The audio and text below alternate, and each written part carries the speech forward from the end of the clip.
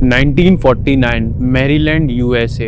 एक 13 साल का बच्चा अपने घर पे अकेले सोता है और रात को उसका बेड खुद ब खुद हिलने लगता है। स्क्रैचिंग की साउंड दीवार के अंदर से आने लगती है, जैसे कोई दीवार के अंदर कुछ खरोच रहा हो। फर्नीचर अपने आप अपनी जगह से हिलने लगता है और उसके कुछ ही हफ्तों बाद वो लड़का उस भाषा में बात करता है जो भाषा उसने कभी सीखी ही नहीं। चर्च इसका नाम रिकॉर्ड्स में कभी रिलीज ही नहीं करता, बस वो एक ही नाम लेते हैं, रोनाल्ड डोए।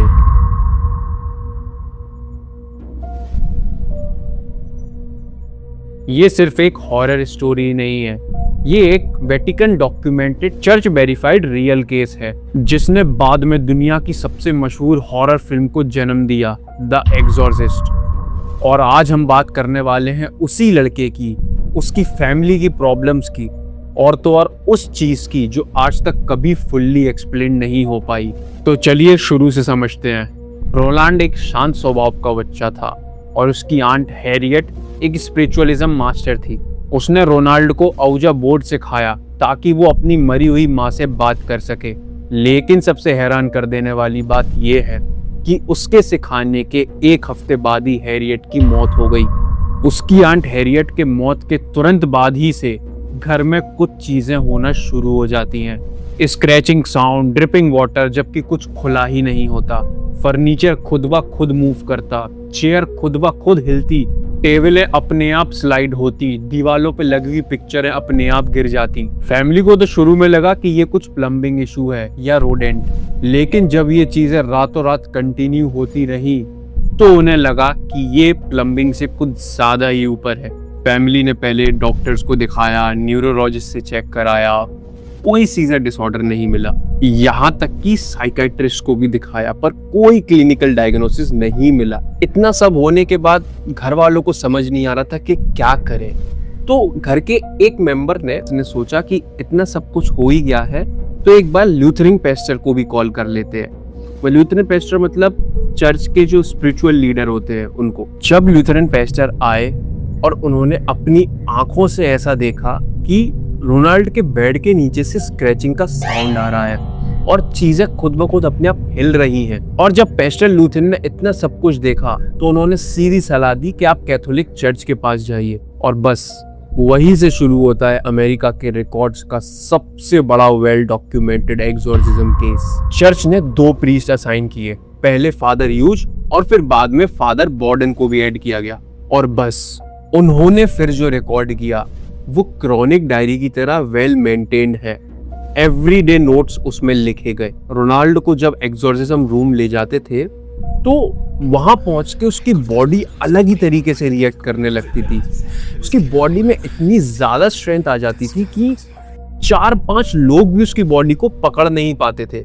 और एक्सॉर्सिज्म के दौरान उसकी बॉडी पे स्क्रैचेस निकलने लगते, जैसे उस पे कभी कभी लिखा आता था इविल या हेल। जो इस एक्सॉर्सिज्म के फर्स्ट प्रीस्ट थे फादर ह्यूज, उनको इतना ज्यादा मेंटल ब्रेकडाउन हुआ ये एक्सॉर्सिज्म के दौरान कि उनका नर्वस सिस्टम ब्रेकडाउन हो गया और उन्हें हॉस्पिटलाइज करना पड़ा। फिर इसके बाद आगे का प्रोसेस दूसरे फादर बॉर्डन ने कंटिन्यू किया।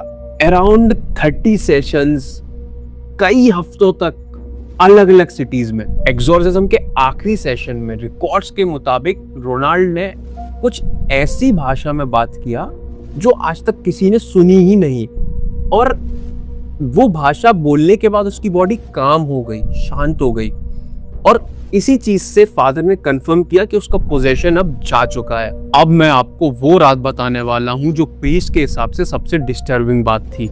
जब वो लोग सेशंस कंटिन्यू किए जा रहे थे एक्सॉर्सिज्म के, तो उसमें से एक सेशन के बीच में कुछ बहुत डरावना होता है। रूम का टेम्परेचर अपने आप गिर जाता है, वहां इतनी ठंडक हो जाती है कि सांस लेने में या बात करने में मुंह से ओस निकलती है। रोनाल्ड की बॉडी बिना किसी वार्निंग के बेड से उड़ने लगती है अपने आप। रोनाल्ड की बॉडी को पकड़ने के लिए 3 लोग उसको खींचते हैं और उसके अंदर इतनी ज्यादा स्ट्रेंथ होती है कि 3 लोग भी उस बॉडी को वापस नीचे नहीं ला पाते। और इसी के साथ उसकी बॉडी में फिर से ऐसा होता है जैसे उसकी बॉडी पे कोई कुछ लिख रहा हो।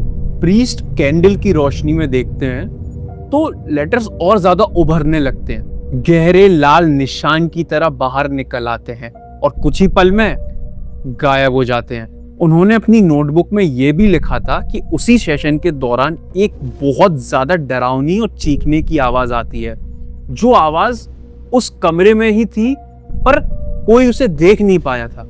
सिर्फ रोलांड अकेले ही टारगेट नहीं था, उसके फैमिली मेंबर्स रातों को खुद अपने आप हिलता हुआ महसूस करते थे। हाँ, उसके फैमिली मेंबर्स भी ये भुगत रहे थे। सोते वक्त उनके फैमिली मेंबर्स को ऐसा भी फील होता था कि कोई उन्हें अपने आप उठा रहा हो बेड से। और सबसे डरावनी बात, एक रात उनके एक रिलेटिव ने महसूस किया कि उनके बाजू में कोई चल रहा है, जबकि वो अकेले सोते थे रूम में। डर के मारे उसके रिलेटिव ने घर की लाइट जलाई तो उस कमरे में कोई भी मौजूद नहीं था। और अब तो कुछ टाइम में नीबर्स ने भी कंप्लेन करना चालू कर दिया था कि आपके घर के बाहर से बहुत ज्यादा शोर आता है, जैसे रात को कोई आपकी दीवारें खुरच रहा हो। पूरा मोहल्ला डर के साए में आ गया था।